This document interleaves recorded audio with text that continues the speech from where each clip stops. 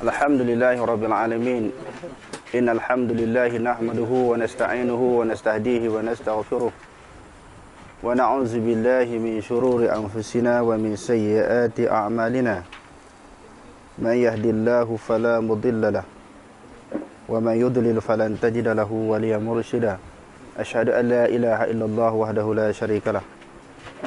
Wa asyhadu anna Muhammadan 'abduhu wa rasuluh. Allahumma shalli wa sallim wa barik ala sayyidina Muhammad wa ala alihi wa ashabihi ajma'in.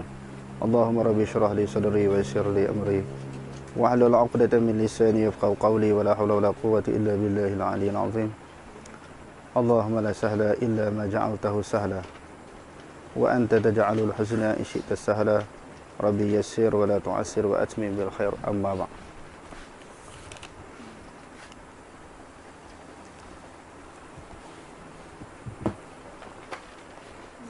Ustaz Almi baca. Hadis 513. 13. Babu tatawu'i. Yang ke-13. Aha. Baca tajuk dia dulu. Babu tatawu'i khalfal mar'ah. Bab berhubung dengan tatawwu', iaitu sembahyang sunat di belakang perempuan. Haddatsana Abdullah bin Yusuf qala akhbarana Malik an Abi Nadr maula Umar bin Ubaidillah an Abi Salamah bin Abdurrahman an Aisyah zaujan Nabi sallallahu alaihi wasallam Zaujin Nabi. زوج النبي أنها قالت كنت أنام بين يدي رسول الله صلى الله عليه وسلم ورجلاي في قبلته فإذا سجد غمزني وقبضت رجلي فإذا قام بسطتهما قالت والبيوت يومئذ ليس فيها مصابيح. Bab berhubung dengan tatawwu' sembahyang sunat di belakang perempuan. Jadi Imam Bukhari tujuan yang meletakkan tajuk ini ataupun bab ini nak menjelaskan kepada kita sembahyang sunat di belakang perempuan boleh. Bila sembahyang sunat boleh, termasuklah bagi dia sembahyang fardu. Kita masih lagi bincang bab apa ni? Bagi Imam Bukhari, orang perempuan duduk di depan lalu di depan tak batal. Tak batal pahala sembahyang dan tak batal sembahyang. Apatah lagi sembahyang. Hal lepas-lepas kita telah bincang, sebagai ulama kata batal sembahyang dan ada yang kata batal pahala sembahyang. Jadi dalam hadis ini sebut, kalau orang perempuan duduk tidur di depan, ini Aisyah duduk tidur depan kan? Dia tidur atas katil di depan Rasulullah sembahyang. Jadi kalau yang duduk tak bergerak duduk depan pun, Rasulullah meneruskan sembahyang, apatah lagi lalu lagi sebentar. Bagi mazhab Imam Bukhari nya tak batal sembahyang dan tak batal pahala sembahyang. Okey. Imam Bukhari dengan sanadnya menyebut daripada Aisyah radhiyallahu anha, dia kata aku tidur di hadapan Rasulullah sallallahu alaihi wasallam dan dua kakiku menghulur ke arah kiblat.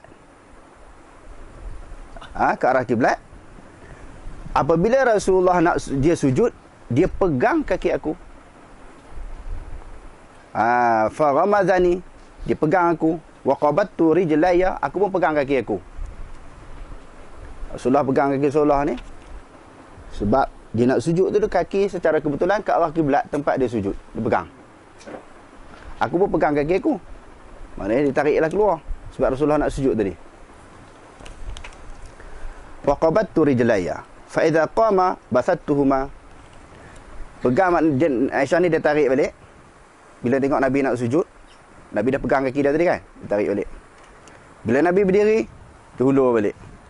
Begitulah beberapa kali ketika Rasulullah sedang sembahyang.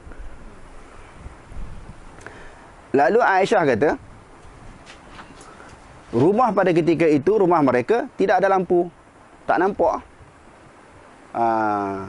Jadi Nabi bila dia pegang, dia tahulah isteri dia. Bila dia pegang tu, lepas tu dia meneruskan sembahyang tanpa dia berhenti. Jadi kita tengok macam mana ni huraian ulama terhadap hadis yang kita bacakan tadi.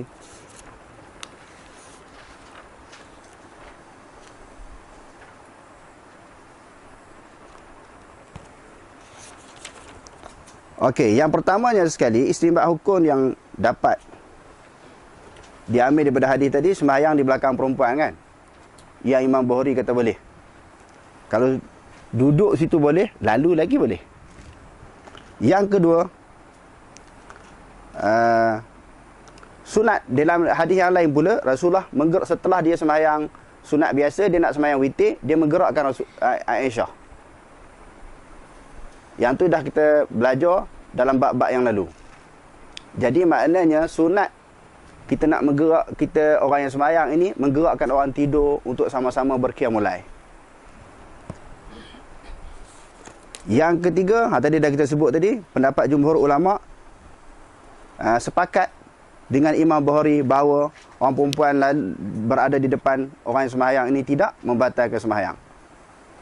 Yang keempat, annal amal al-yasira fi shalah ghairu qadihin. Perbuatan-perbuatan yang sedikit di dalam sembahyang tidak menjadi kecacatan sembahyang. Okey. Kita duk pegang bergerak 3 kali berturut-turut di dalam sembahyang dalam mazhab Syafi'i ni batal kan? Kalau kita garu macam ni batal ni. Anggota yang besar kan, buat geleng kepala batal. Sebab tu kalau orang nyamuk kan nak garu dia buat macam ni. Okey, di sini kita nak tanya, di manakah dalil daripada hadisnya yang mengatakan bergerak 3 kali berturut-turut batal sembahyang?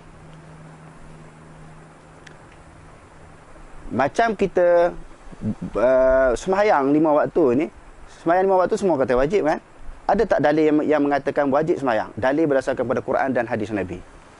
Ada tak dalil daripada Quran kata wajib sembahyang? Apa dia ayat? Okey. Zakat sekali tu kan? Puasa? Kutiba dengan makna faridah ya. Tak apalah. Bab ayat tu semua orang pegang ayat tu kan. Tapi ayat tu tak cerita bulan apa. Cerita tak bulan Ramadan. Tak cerita tak apa. Ditafsirkan oleh hadis-hadis Nabi. Okey, kesimpulannya sembahyang, puasa, zakat, haji. Kita ada dalil daripada Quran. Sembahyang 5 waktu, ada dalil tak daripada Quran? Tak ada, dia suruh sembahyang saja. Jadi berapa waktu kita nak sembahyang? Daripada hadis Nabi, hadis Bukhari Muslim dah kita baca. Kesimpulannya, setiap masalah yang berkaitan dengan agama, dengan masalah hukum hakam, wajib, sunat, haram, makruh, boleh, tak boleh, sah, batal, dia kena ada dalil. Sebab dalam Quran kata, fa in tanaza'tum fi syai'in farudduhu ila Allah wa Rasul. Jika kamu berselisih pendapat antara satu sama lain, kembali kepada Allah, kepada Quran, kepada Rasul, kepada hadis Nabi. Jadi soalannya, bab batal sembahyang ni ada hadis tak? Batal sembahyang gerak kali 3 kali betul-betul ada hadis tak? Yang kita duk mengaji dah banyak tok guru, banyak ustaz kak. Ada tak hadis? Dalam Quran memang tak ada. Dalam hadis Nabi ada tak ada?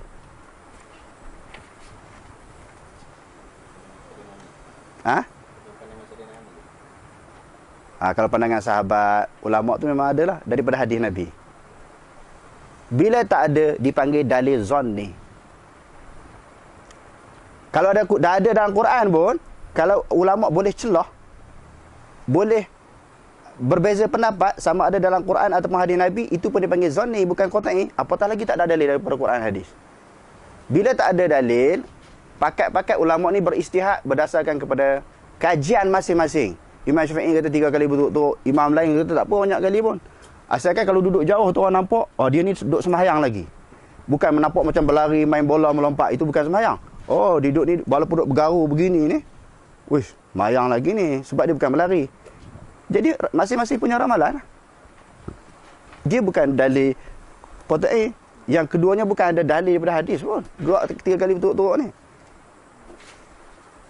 Okey, masing-masing punya ramalan. Okey, dalam mazhab Hanafi banyak kali pun tak apa, asalkan masih nampak dia tu dalam sembahyang. Jadi kita tak boleh keras sangat masalah bergerak 3 kali betul-betul ni batal sembahyang. Kita nak beramal boleh dalam mazhab Syafi'i, nak keras sangat, nak marah orang buat berbeza dengan kita tidak boleh. Okey, kita sambung lagi. Yang seterusnya daripada hadis tadi. Wa qala ba'dhum qad istadalla biqaulihi ghamazani. Sebahagian daripada ulama pegang ambil dalil daripada dia pegang kaki aku tadi, ala annal lamsal mar'ati la yanqudul wudu'u. Sesungguhnya menyentuh perempuan tidak batal sembahyang. Daripada hadis yang Rasulullah pegang kaki Rasul Aisyah tadi, sebahagian ulama dan mazhab, kita dah belajar dalam pelajaran kita yang lalu, kalau di dalam mazhab Hanafi, dengan syahwat tak batal sentuh perempuan ni. Dalam mazhab Maliki, dengan syahwat baru batal. Okey, bab batal air sembahyang ni, okey, hadis ni ada juga ulama-ulama maknanya takwil. Sentuh di situ bagi ulama-ulama Syafi'i, sentuh di dalam keadaan berlapik. Takwilan ulama Syafi'i. Sebab biasanya bila orang tidur selimut kaki. Biasa orang tidur selimut kaki. Tangan pun dia selimut. Yang kedua, takwilan yang kedua, ini khususiah bagi Rasulullah. Tapi saya nak jawab yang kedua dulu. Khususiah bagi Rasulullah salah. Dijawab juga oleh Alamah Aini di dalam kitab Umdatul Qari ini. Kalau kata khususiah tak boleh, sebab dia tempat keluar hukum. Jadi tak boleh pegang, sebab di perbuatan dia itu nak bagi tahu kepada umat dia. Nak kata khususiah tak boleh. Kecuali adalah beberapa perkara seperti kahwin lebih berempat tu, itu lainlah. Kalau bab ini, bab syariat ini, bab berkaitan dengan hukum fiqh ini, dia tidak termasuk bab khususiah. Okey. Boleh jadi betul andaian pandangan ulama yang kata sentuh berlapik, biasa orang tidur. Orang yang tidur ni dia selimut kaki. Dan pendapat ulama Hanafi dan juga Maliki, kaki ni biasanya terdedah. Situ pula dia ramal. Dia tak boleh. Ujung kaki ni kadang-kadang selimut tak cukup, apatah lagi zaman dulu. Jadi kita nak kerah kat mana? Kita nak kata betul 100% pendapat Imam Syafi'i yang kata selimut tu tutup sekali kaki, Imam Syafi'i pun tak nampak. Imam Syafi'i tak nampak sebab dia berlaku di zaman Rasulullah. Imam Syafi'i pun tak lahir lagi. Mana-mana pandangan ulama yang kata berlapik pun boleh kita bangkang lagi, boleh bagi kita boleh iktirak lagi. Boleh kita bangkang, boleh bertikai. Yang kata terdedah pun boleh bertikai juga. Yang kata terdedah boleh bertikai, yang kata selimut pun boleh bertikai. Jadi kita nak kerah kat mana ni? Kita nak kerah kata batal ke, ataupun kita nak keras kata tak batal? Kita nak kata macam mana? Dua-dua tak dikerah. Sebab tu kena tolak ansur, beza pendapat ni, jangan duk kelahi. Okey, tak apa, tang hadis tu ditakwil kan. Hadis tu orang takwil, ada tak dalil yang lain pula yang menyokong yang kata batal tersentuh perempuan ni?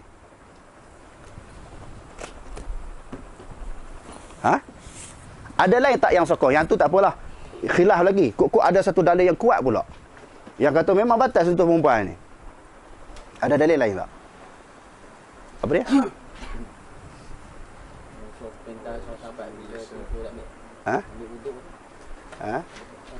Daripada Quran hadis dululah. Sebelum kita ambil sahabat, Quran dulu. Quran tak ada. Hadis? Quran ada, ustaz nak baca tadi, dia hafiz Quran macam kata, jangan mudah buat keputusan kata tak ada. Sentuh perempuan tak? Bila sentuh perempuan, di situ dipanggil bina musyarakah aula mastumun nisaa mufa'ala fa'ala yufa'ilu mufa'alatan. Mula masa ni sentuh menyentuh. Bukan sentuh seorang sentuh, sama-sama sentuh bersalaman, baru batal. Seorang saja sentuh, ada pendapat dalam mazhab Syafi'i tak batal. Kita baca dalam mazhab Syafi'i Majmu' Imam Nawawi. Dia bawa mari sini juga ada pendapat yang ibu kita pun batal. Sebab perempuan. Adik perempuan kita, kakak kita batal sebab perempuan. Quran mana beza? Quran tak membezakan ibu ke, adik perempuan ke, anak perempuan ke. Dia tak beza. Dia kata sentuh perempuan. Kenapa kita beza pula? isteri kita, ibu tak batal, anak tak batal. Siapa yang membezakan benda ni? Quran tak beza, hadis tak beza. Okey, okey. Jadi dalam mazhab Syafi'i, sebab ibu anak ni dia kata tidak mendatangkan syahwat, itu dia. Hak itu dia bagi pandangan. Mahram dia. Okey, dalam selain daripada pendapat yang kata batal, fasahha Ruwaini wa Syashi fi ta'ifatin qalilatin adamil intiqad. Imam Nawawi juga bawa kemukakan pendapat ulama-ulama yang kata tak batal. Sebab apa? Dalil yang sharih, yang jelas, yang terang tak ada. Semua ambil daripada ayat tadi. Okey, bab hadis tadi dah orang petikai. Ada yang kata berlapik, ada yang kata selimut, ada yang kata tak selimut. Tetapi bab Quran pula macam mana? Daripada Quran sendiri, kalau bagi imam ataupun ulama-ulama Syafi'i, bila sentuh mesti dengan tangan. Fala masuhu bi aidihim. Mereka menyentuh dengan tangan-tangan mereka. Quran juga kata tu kan? Sentuh dengan tangan lah. Tetapi ayat Quran kata aula mastumun nisa, sentuh dikaitkan dengan perempuan. Bila dikaitkan dengan perempuan, kita tak boleh kata sentuh dengan tangan. Sebab dalam Al-Quran ni bila sebut perkataan sentuh ini, dia ada beberapa tempat yang berkaitan dengan perempuan.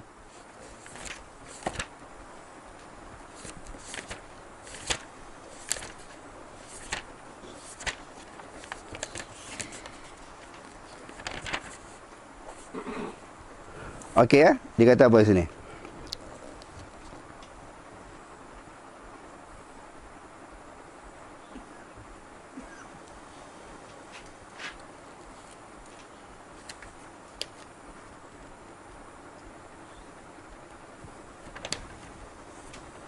Wa idza talaq la junaha alaikum. Yang atas tu disebut la junaha alaikum idza in talaqtumun nisaa ma lam tamassuhunna aw tafridu lahunna fariidah. Ayat 235 surah Al-Baqarah. Dan tidak ada dosa bagimu meminang perempuan-perempuan dengan sindiran ataupun kamu sembunyikan keinginanmu dalam hati. Di dalam hati dia kata bahawa kamu akan menyebut-nyebut kepada mereka, tetapi janganlah kamu membuat perjanjian untuk menikahi dengan mereka secara rahsia kecuali sekadar mengucapkan kata-kata yang baik. Ini yang dia kata yang telah diceraikan sebelum habis iddah ni digunakan perkataan lamas. Maknanya lamas, maknanya apa dia? Sentuh. Tidak ada dosa bagimu jika kamu menceraikan isteri-isteri kamu yang belum kamu sentuh. Itu ayat 236 sebenarnya. 236. Maknanya bila kaitkan dengan sentuh, selepas tu ada perkataan perempuan. Dia memberi makna jimak. Jimak baru batal. Bila sebut sentuh saja, tak dikaitkan dengan perkataan perempuan, memang sentuh dengan tangan. Kita pegang macam tu, pegang zahir. Berdasarkan hukum fiqh, dia pegang dengan zahir. Maknanya nak takwil itu dia kena ada alasan korinah-korinah yang kukuh. Tetapi bila sebut sentuh dengan perempuan, dia tak sentuh dengan tangan. Semua Quran, dalam ayat Quran bila sentuh, dikaitkan dengan perempuan, semua dengan makna jimak.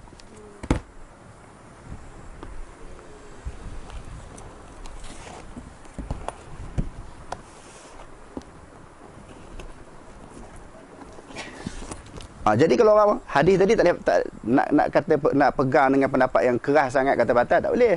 Sebab berbagai-bagai ayat. Quran pun tak boleh.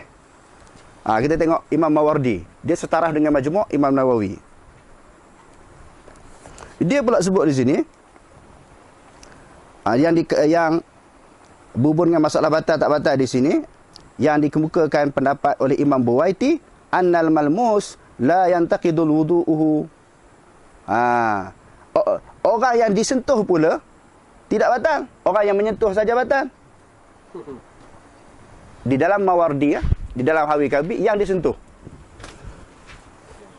Maknanya, dia kata apa? Tidak batal. Tadi Rasulullah tadi memang sentuh. Maknanya Aisyah tak batal. Kalau yang isu Rasulullah tadi, Rasulullah saja batal. Tetapi kita tengok Rasulullah terus sembahyang. Jadi dalam mazhab kita sendiri pun, kalau yang kena sentuh, tak batal. Ada pendapat.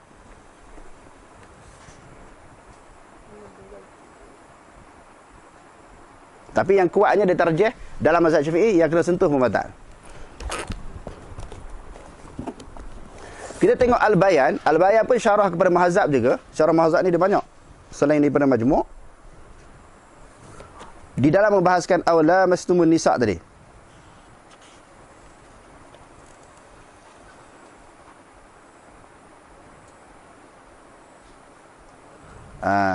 Dia bawa mari juga pendapat yang kata batal pun dia sebut, pendapat yang tak batal pun dia sebut. Sebab apa? Sebab dalil lamas itu tadi maknanya diihtimalkan oleh para ulama. Diihtimalkan oleh ulama. Maknanya ihtimal yang pertama kata sentuh dengan tangan. Semua ulama-ulama yang setuju dengan pendapat ini, kerana apa dikatakan sentuh dengan tangan itu? Itulah yang betul. Kerana al-aslu fil kalam al-haqiqah. Dalam istilah usul fiqh, asal-asal perkataan pegang hakikat. Jangan pegang secara takwilan. Secara majaz, bukan. Kecuali ada karenah yang menyokong. Kita dah bahas masalah ibu Nabi inna abi wa abaka finnar, kan? Sebahagian ulama pegang ayah bapa saudara. Wa idh qala Ibrahimu la abihi azar atattakhidhu asnaman alihah. Nabi Ibrahim kata kepada ayahnya Azar, kenapa kamu menjadikan berhala sebagai Tuhan? Ayah di sini, bapa saudara Nabi Ibrahim. Majaz. Tetapi hakikat kalam kena pegang zahir, kecuali ada alasan. Okey. Bagi Imam Syafi'i ataupun ulama-ulama Syafi'i, di dalam ayat tadi, dia pegang secara zahir. Maknanya, sentuh dengan tangan. Tetapi isu ni sini, para ulama lughah menyebut, bila dikaitkan dengan perempuan, tak boleh kata sentuh dengan tangan. Mesti sentuh dengan makna jima'. Hak tu yang betul. Maknanya sentuh dengan tangan ke apa? Bersentuhan? Tak batal. Okey, kita tengok lagi. Di dalam Ayatul Ahkam. Ni Tuan Syekh ni ada lagi Ali Soboni. Ulama Syria yang datang ke dalam negara kita dulu. Dia buat marilah pendapat. Abu Hanifah kata tak batal, kan? Yang ni pun dah kita sebut. Imam Syafi'i kata batal. Imam Hanafi kata tak batal. Walaupun dengan syahwat. Imam Maliki kata batal dengan syahwat. Kalau dengan syahwat, batal. Imam Malik kata. Lalu dia tarjih. Bagi dia tarjih. Yang dia tarjih di sini juga, tarjih dengan tidak batal. Tengok. Bagi dia ni siapa? Bagi Imam Ali As-Sabuni, dia tarjih dengan tidak batal. Sama ada dengan syahwat ataupun dengan tidak syahwat.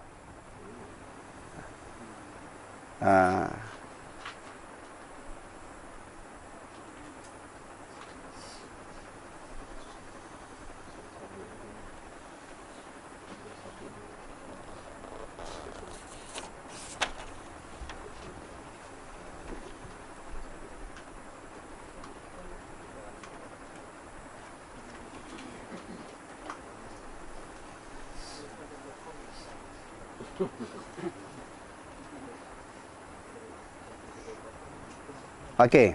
Dia kata tengok, ar-tarjihu wa la'alla fi ar-ra'yi fi hadha ar-ra'yi yakunu arjah.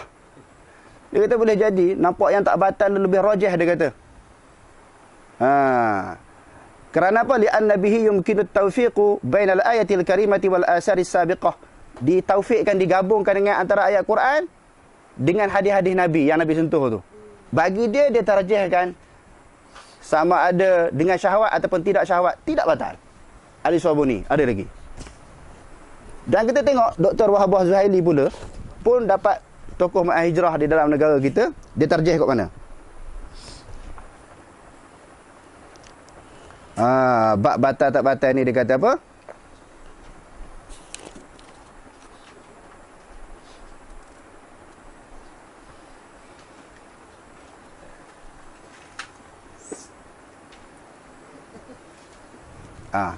Dia juga dia mentarjihkan bahawa pendapat yang kata tak batal itu lebih kuat. Tengok.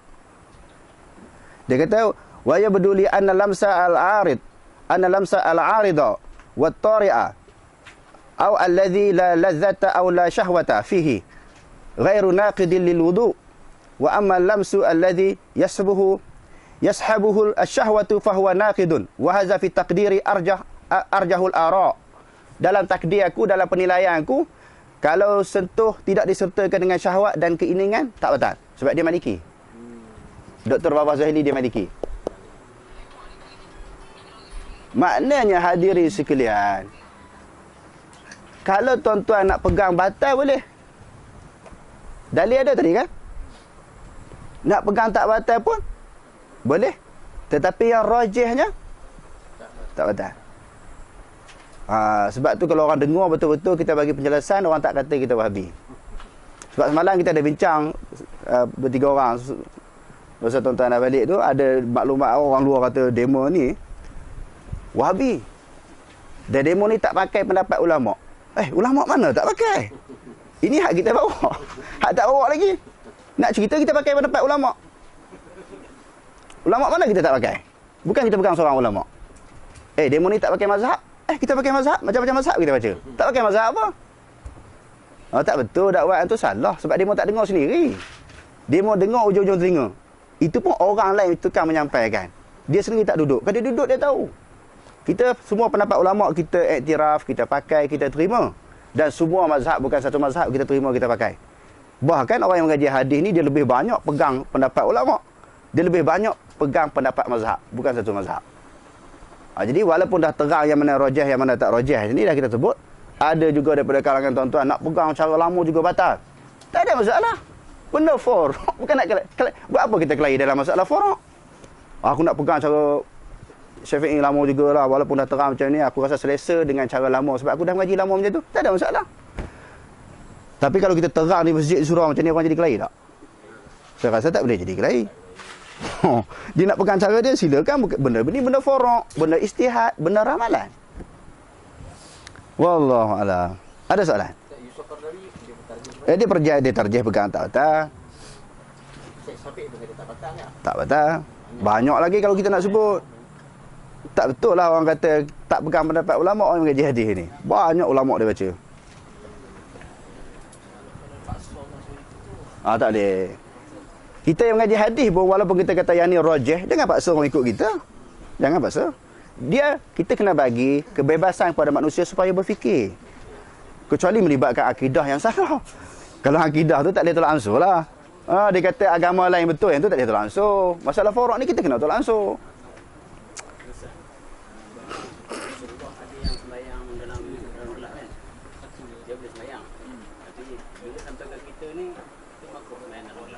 Itu istihad. Bukan ada dalil hadis pun. Tak ada. Pandangan-pandangan. Nak beramal boleh, nak tinggal boleh. Boleh.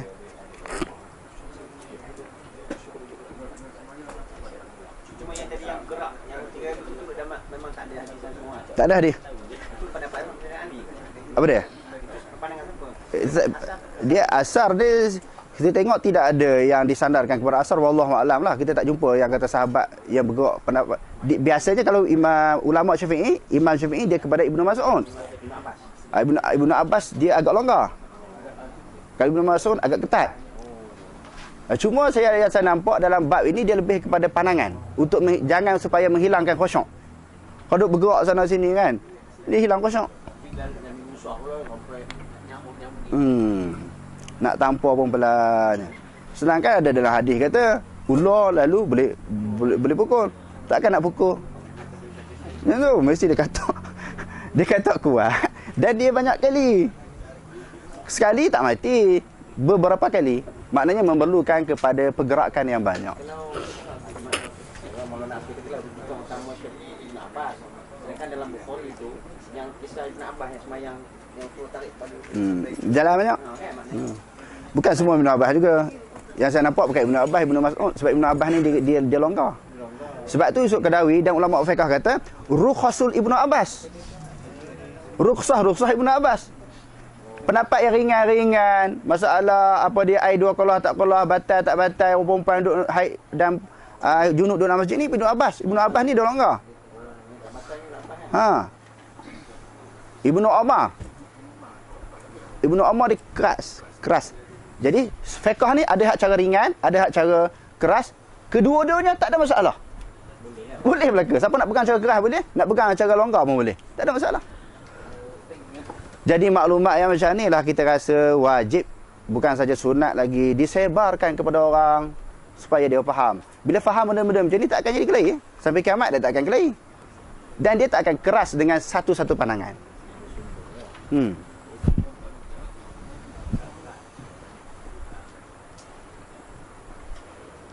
Dan insya-Allah malah secara umum tidak diberitahu lagi ya.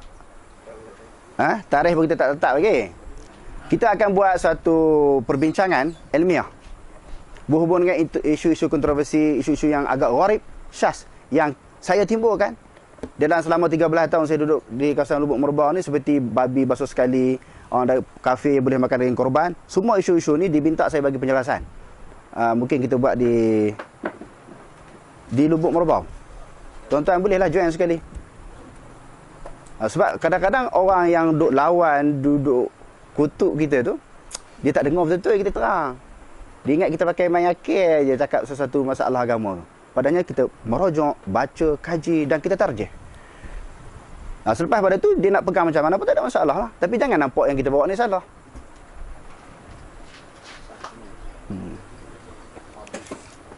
Wallahu a'lam.